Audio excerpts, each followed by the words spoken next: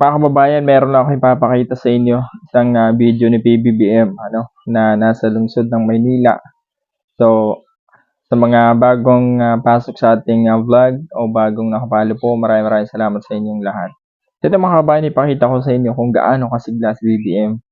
At ito na, huwag na natin patagalin ito mga kababayan. Salamat sa ating butihing Mayor ng City of Manila, Mayor Isko Moret Maxi. Upo po tayo.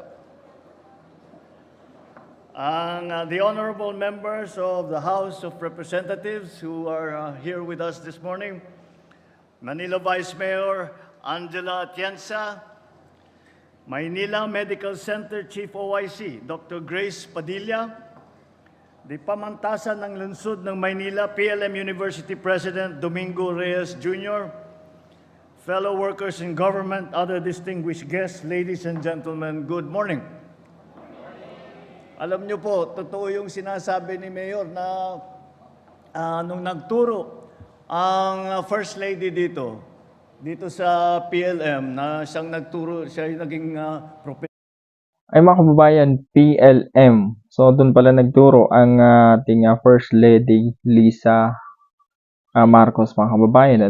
At ito, hayaan na natin na mapakinggan dito sa mga sinasabi ni President BBM. Sa abogasiya sa inyong law school, sa dinami-dami, sabi niya, sa dinami-dami niyong naturuan ng mga estudyante sa iba't ibang eskwelahan, sabi niya, ang pinakamagaling at pinakamasipag na naging estudyante niya ay hindi dito galing sa PLM. Dahil, sabi, hindi ko nababanggitin yung mga ibang eskwelahan na naturuan niya. Pero sabi niya, yung mga iba, puro anak mayaman yung mga yun, mga spoiled. Dito, ang sisipag daw at talagang siniseryoso, dinidibdib na mabuti ang kanilang pag-aaral. Ay palagay ko, ganun din ang mangyayari dito sa inyong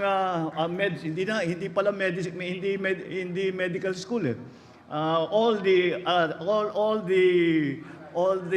skills and all of the necessary training for all healthcare workers ay dadaan dito para nakakagulat na magkakaroon ng 5,000 malalampasan ng gusto yung 300 nung nakaraan. Kaya naman napakasaya ko na makapunta dito sa okasyong na ito.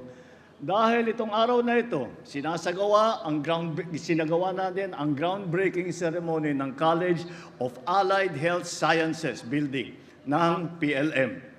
Ito ay programa ng lokal na pamahalaan na magpapataas ng kalidad ng serbisyong pangkalusugan. Sa pagtatayo ng College of Allied Health Science Building, mabibigyan ng pagkakataon ang nakakabatang henerasyon na aralin ang mga kursong pangmedisina. Sila po ang mga susunod na haligi ng ating sektor ng pangkalusugan. Sa pagbibigay ng pondo upang maipatayo ang itong pasilidad na ito, layon ng pamahalaan na mabigyan ng oportunidad ang mga estudyanteng nangangailangan na makapag-aral sa mahusay na universidad. Inilulunsad din natin ang bagong science courses dito, kabilang na ang medical technologies at radiologic technologies. Higit sa lahat, mahalaga ang programang ito sa paghubog ng mga magagaling na profesional sa larangan ng medisina. Nakakasiguro ako na huhubugin ng eskwelahang ito hindi lamang ang kaalaman at karanasan ng ating mga future na doktor, ngunit pati na ang kanilang prinsipyo at ang kanilang karakter. At para sa 16 na top-notcher at graduate ng health-related courses, hindi ba ninyo naabutan ang bagong gusaling ito? Natupad naman ninyo ang inyong pangarap na makapagtapos. Naway magamit ninyo ang inyong natutunan upang maglingkod sa mga pasyente at mapapagaan ang kanilang pinapasan. Kailangan kayo ng ating bansa. Hangad din natin maging halimbawa ang proyektong ito upang magpalawak ang sakop at mapabuti ang kalidad ng edukasyon na ating hinahatid sa ating mga kababayan. Batid, batid natin ang mga pagsubok na pilit na hinaharap ng ating mga kababayan. Kulang ang akses sa serbisyong medikal, kulang sa modernong teknolohiya at pasilidad sa mga ospital, kulang mga healthcare center at healthcare worker sa ating mga bayan. Kaya't bilang suporta ng pamahalaan, hindi bababa sa 500 bilyong piso ang inilaan natin sa budget ngayon. Grabe mga kababayan, napakalaking budget ang inilaan ni President Bongbong Marcos Jr. Dito sa groundbreaking ceremony of the PLM College of Allied Health and Science and Building. Doon po sa lungsod ng Maynila mga kababayan. At ito, tuloy-tuloy tayo sa pakikinig o alamin natin yung buong katotohanan. Upang maging mas epektibo ang ating health sector.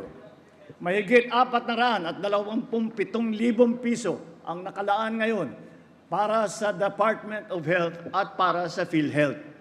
Makakatanggap naman ng higit 13 bilyong pisong budget ang specialty hospitals natin. Ito pong mga specialty hospital ay tinutugunan talaga natin dahil nakita natin nung panahon ng COVID, nakita natin na kulang mga specialty hospital andito lamang sa Maynila, nandito lang sa Metro Manila. At kaya naman, sabi namin, hindi naman tama yun dahil malayo pang probinsya, yung mga nagkasakit ay dadalhin pa rito. At kung minsan, hindi na umaabot. Kaya ang ginagawa po natin ay nagpapatayo tayo, hindi naman kahit hindi buong ospital. Pero meron tayong idadagdag sa mga nandyan na ospital para meron tayong tinatawag na specialty centers. Halos 9 bilyong piso ang nakalaan naman para sa DND, ating mga sundalo, at para sa mga pulis, ang PNP Hospital. At halos 78 bilyong piso ang para sa mga programa ng lokal na pamahalaan.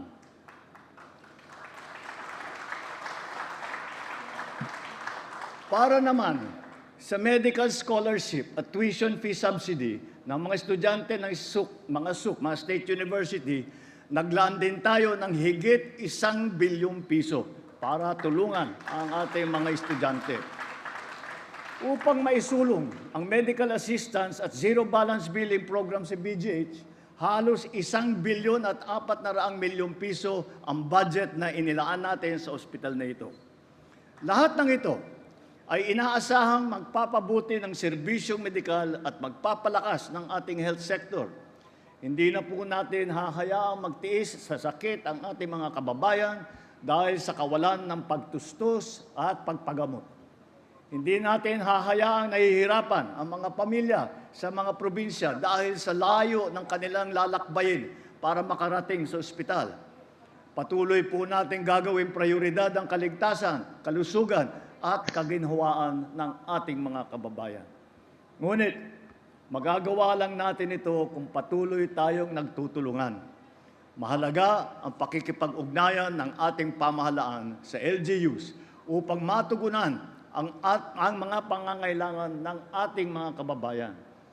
Katulad kanina, bilang suporta ng national government sa Baseco Hospital, nag-abot kami ng 15 milyong piso.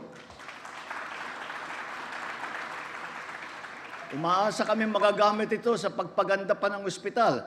At nabanggit sa akin ni Jorme, sabi niya, ito yung katumbas nito ay 1 year supply ng mga gamot. So at the very least, 1 year tayong hindi na mag-aalala sa supply ng gamot. Bibisitahin din natin mga may ospital. Eto, nandito tayo sa Ospital ng Manila Medical Center.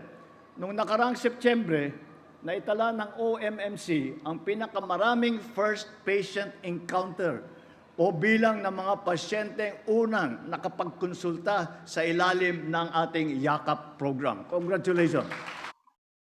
Grabe mga kababayan, itong programa ni BBM talagang umuulan ng programa mga kababayan, napaka-solid.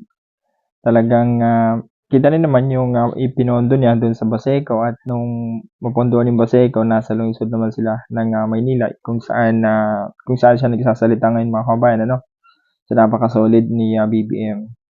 Yung Baseco po is rin po yun, part po ng Maynila sa mga kababayan natin sa area o kung saan-saan, yung sa mga taga-probinsya, baka hindi nila o malito sila, no? Part po ng Maynila din po ang Baseco. So yun lang, maraming salamat po sa lahat ng mga nanonood sa ating vlog, Haydin na 28.